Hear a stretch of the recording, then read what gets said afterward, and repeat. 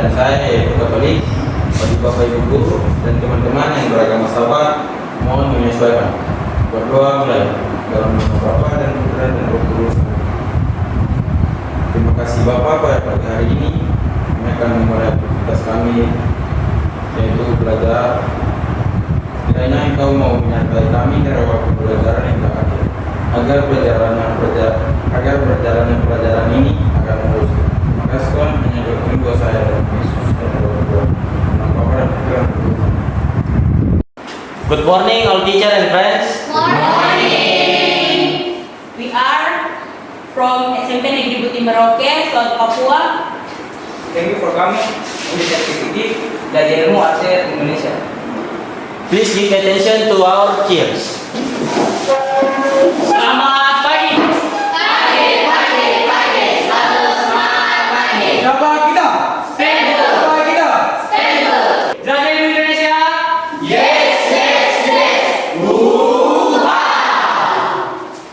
Pagi ini kita akan memulai lagi, kita melanjutkan presentasi kita ya anak-anak. Di sini kita akan menggunakan presentasinya pakai layar ASEP. Ya, kita akan menggunakan ID. Kalian presentasi kalian sudah ada di Canva. Nanti kalian tampilkan lewat jelajah ini. Bisa? Bisa.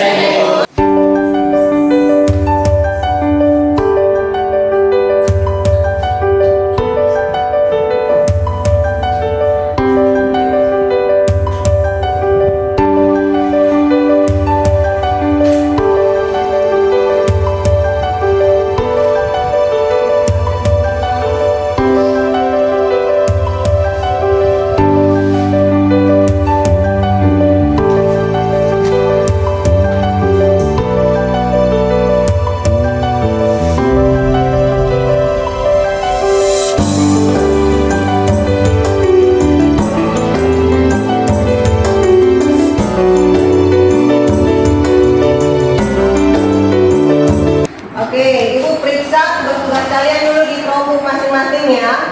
Oke, di kelompok sini. Tugas IPS-nya. Oke, coba ke sana. Oke, tahap faktual, konseptual lengkap ya. Oke. Oke, kelompok 2 bagaimana? Minggu dan teman-teman. Coba buka Ani Prakarya ya. Videonya sudah lengkap ya. Oke, pakai Canva ya. Oke, mantap. Ani matematika. Coba lihat. Oke. Nanti rumusnya ditambah ya. Oke, terima kasih. Selanjutnya kita akan lihat teman kita presentasi pakai layar ASER ya. Ya, Ibu. Kalian punya tugas presentasinya. Silahkan maju ke depan. Yang pertama. Selamat pagi Bapak Ibu guru dan teman-teman. Di sini saya Rachel dan Marvin ingin mempresentasikan pelajaran IPS tahap faktual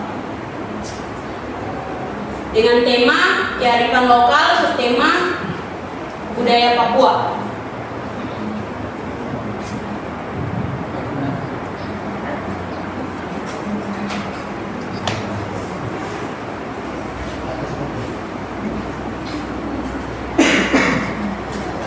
Dalam pelajaran IPS ada 2 materi. Materi yang pertama pelestarian kearifan lokal di tengah arus modernisasi dan globalisasi. Materi yang kedua potensi dan tantangan Indonesia menjadi negara maju. Pada tahap faktual kami diminta mewawancarai tokoh masyarakat atau orang tua wali tentang proses budaya Papua di tengah arus modernisasi dan globalisasi. Yang kedua, potensi budaya Papua yang masih bertahan di tengah arus modernisasi dan globalisasi menuju Indonesia maju. Di sini ada gambar foto dan video wawancara kami. Kami mewawancarai Ibu Novelina Gepse tanggal 13 Februari 2025 bertempat di Jalan Arafura, Yobar. Kami mewawancarai Ibu Novelina Gepse tentang kearifan lokal budaya Papua, suku Marin yang masih ada di tengah arus modernisasi dan globalisasi. Itu karena di sini mau makan. khususnya dari suku Malin Anib yang masih bertahan sampai saat ini, yang masih bertahan. Selamat pagi Bapak Ibu Guru dan teman-teman. Di sini saya akan menjelaskan tentang video ini, yang dimana saya mewawancari Ibu Nofrina Christina BC tentang tantangan yang ada di tengah arus modernisasi dan globalisasi. Yang pertama dari segi makanan, yaitu sagu sep dan juga papeda. Kalian pasti pernah makan kan teman-teman? Selanjutnya tarian. Dari tarian yaitu tarian garsif. Kalau dari pakaian adat masih ada sampai sekarang. Sedangkan yang bertentangan dengan arus modernisasi dan globalisasi yaitu rumah adat yang berangsur-angsur sedikit demi sedikit. Sekian dari ini saja presentasi dari saya.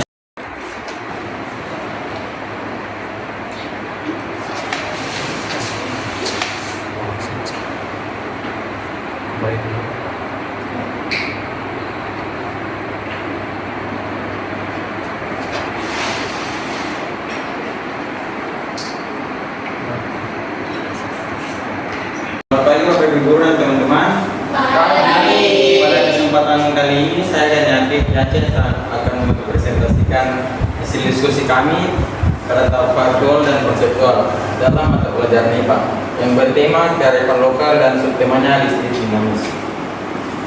Pada tahap faktual saya akan memberikan kepada Yancin. Selamat siang teman-teman. Pada tahap faktual ini kami diminta amatilah di sekitar sekolah dan rumah tentang tanaman yang merupakan sumber energi listrik. Nomor 2, dokumentasikan tanaman yang kalian amati dalam bentuk foto. Di sini kami menjawabnya dengan jawaban nomor 1, buah dari pohon jeruk yang merupakan sumber energi listrik yaitu jeruk nipis. Lalu buah dari pohon jeruk yang merupakan sumber energi listrik. Mengapa jeruk nipis bisa menghasilkan energi listrik?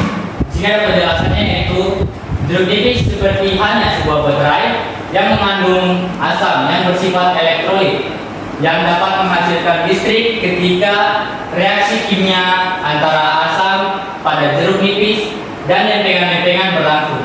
Pada saat itulah energi listrik dapat dihasilkan. Pada tahap konseptual kami diminta untuk mencari tentang yang pertama pengertian listrik dinamis dan yang kedua contoh-contoh penerapan listrik dinamis dalam kehidupan sehari-hari dan yang ketiga sumber-sumber energi listrik alternatif. Dan jawaban yang kami dapatkan adalah pengertian listrik dinamis. Listrik dinamis adalah suatu kondisi atau fenomena listrik yang mengikut sertakan arus listrik secara terus-menerus dan berubah sepanjang waktu. Nomor 2, contoh-contoh penerapan listrik dinamis di kehidupan sehari-hari seperti yang ada dalam kelas ini, yaitu kipas angin, lampu, laptop, dan lain-lain. Di sini ada contoh dari sumber-sumber energi listrik alternatif yang bisa kita temui di dekat kita ataupun di kehidupan sehari-hari. Yang pertama ada panel surya, dan yang kedua ada kincir angin, dan yang ketiga ada kincir air. Ya, demikian presentasi mapel IPA dari kami berdua. Selamat siang, dan selanjutnya mapel berikutnya.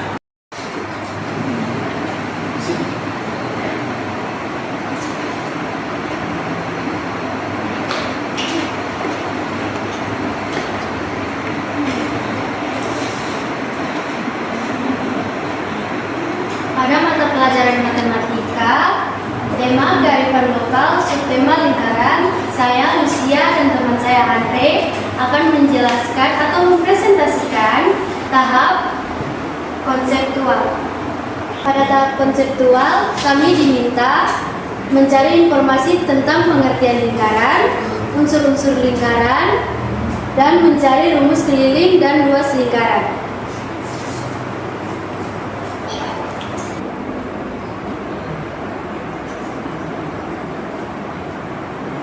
Yang pertama titik pusat lingkaran. Titik pusat lingkaran ini dinamakan titik pusat lingkaran.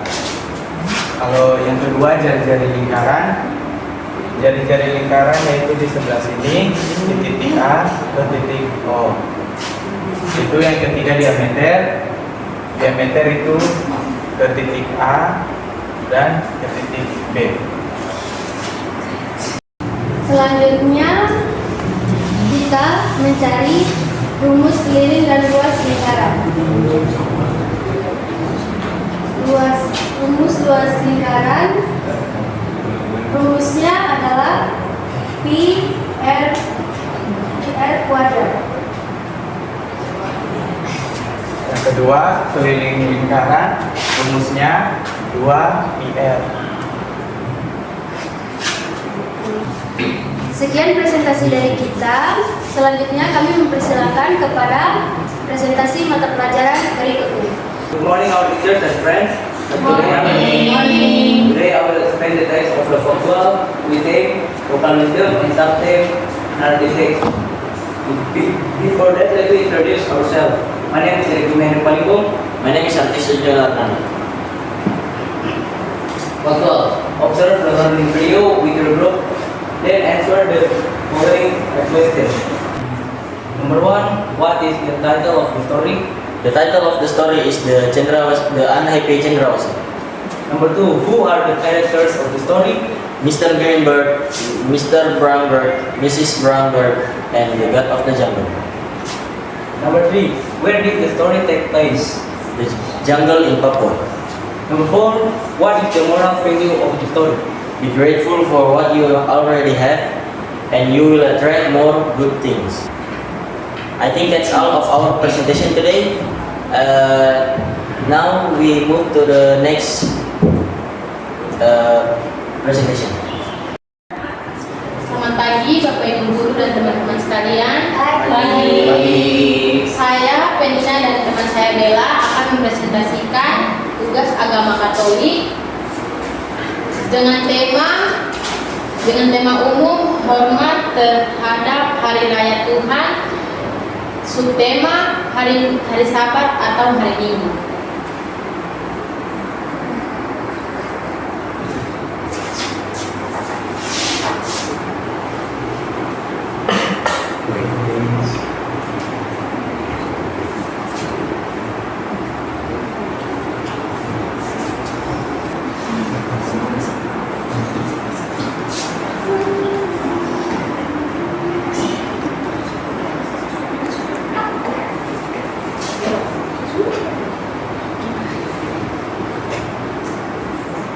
Di tahap faktual, kami diminta untuk mengamati perayaan dari pembukaan sampai penutup. Perintah 1 mengambil foto dan membuat video. Yang kedua, foto dan video dikerjakan dalam aplikasi PowerPoint atau Canva. Yang ketiga, siap dipresentasikan di hadapan Bapak Ibu Guru dan teman-teman. Selanjutnya saya akan berikan kepada teman saya untuk menjelaskan sesuatu. Ini adalah dokumentasi pengamatan kita pada perayaan Ekaristi dari pembukaan sampai penutup. Ini fotonya dan videonya. Silakan menyaksikan.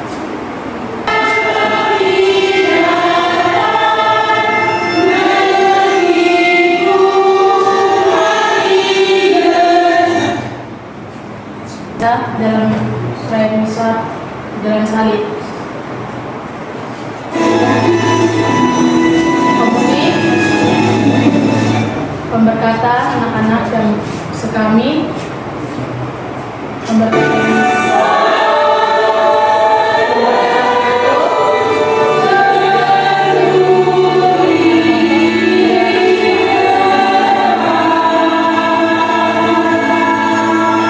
Sekian presentasi dari kami. Selanjutnya kami persilakan kepada mata pelajaran berikutnya.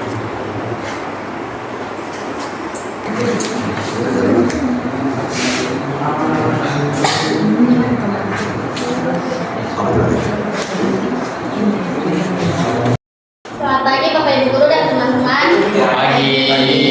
Di sini kami berempat akan menjelaskan tentang tematik bahasa Indonesia Prakarya dan Informatika dengan tema kearifan lokal, subtemanya kreatif membuat laporan hasil observasi. Pada tahap Papua, kami diminta dapat membuat video atau konten tentang alat dan bahan tentang kearifan, khususnya membuat kerajinan mahkota khas Papua. Yang kedua, peserta didik membuat video tentang cara kalian mendiskusikan alat dan bahan yang disiapkan. Yang ketiga, peserta didik dapat membuat video singkat. Poin pertama, di sini ada video alat dan bahan untuk membuat kerajinan mahkota khas Papua.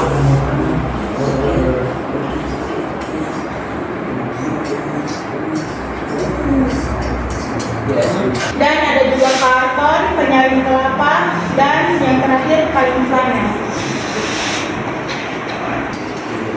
Yang kedua, di sini ada video diskusi alat dan bahan yang disiapkan untuk pembuatan mahkota khas Papua.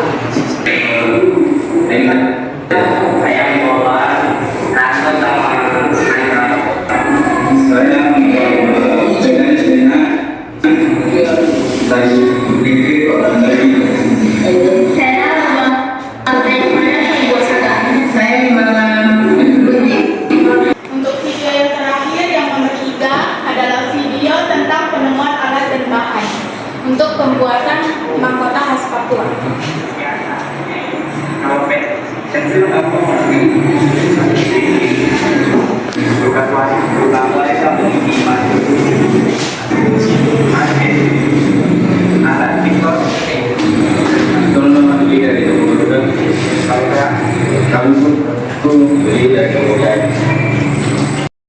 Di tahap konseptual, yang pertama kami diminta kalian dapat mencari informasi tentang kerajinan khas Papua. Yang kedua, alat dan bahan apa saja yang digunakan. Kerajinan khas Papua meliputi canglat, noken, dan mahkota khas Papua. Kerajinan khas Papua yang kami pilih adalah mahkota. Alat dan bahan untuk membuat mahkota khas Papua yaitu bulu kasuari, bulu ayam, kain panel, manik-manik, dan tembak dan gunting. Sekian presentasi dari kami. Terima kasih. Oke, terima kasih anak-anak untuk presentasi hari ini. Kalian hebat ya. Hebat ini enggak? Hebat. Tepuk tangan untuk kita semua. Untuk pelajaran hari ini selesai. Terima kasih. Selamat pagi. Selamat siang. Perkenalkan, nama saya Perina Petronella Dortea Pintubun. Saya merasa sangat senang karena ada alat cerdas ini yang membantu saya mempermudahkan pembelajaran. Terima kasih. I'm very happy this school because I can make research Indonesia the learning process that I do. Thank you. Explore the research Indonesia is great. Terima kasih. Saya Matius Leritmas sebagai kesiswaan SMP Negeri Buti. Kami sangat senang dan berterima kasih karena dengan hadirnya alat ini, alat layar cerdas yang sungguh sangat terbantu bagi kami, terus istimewa anak-anak kami yang terdorong dan bersemangat untuk mengikuti proses pembelajaran. Tapi juga bagi Bapak Ibu guru, kami terdorong juga untuk semangat dalam memberikan materi-materi pembelajaran yang kami telah persiapkan selama. Terima kasih. Saya Yusinta Pangrasya, Kepala SMP Negeri Buti Merauke. Aplikasi Jelajah Ilmu ini sudah digunakan di sekolah kami sejak tahun 2022. Kami kolaborasikan dengan kurikulum gotong royong yang kami adaptasikan dari kurikulum Merdeka. Penggunaan aplikasi Jelajah Ilmu sangat membantu Bapak Ibu guru di dalam proses pembelajaran dan juga memudahkan siswa dalam mengikuti pembelajaran. harapan kami semoga penggunaan aplikasi Jelajah Ilmu ini bermanfaat dan meningkatkan kualitas pendidikan di Provinsi Papua Selatan.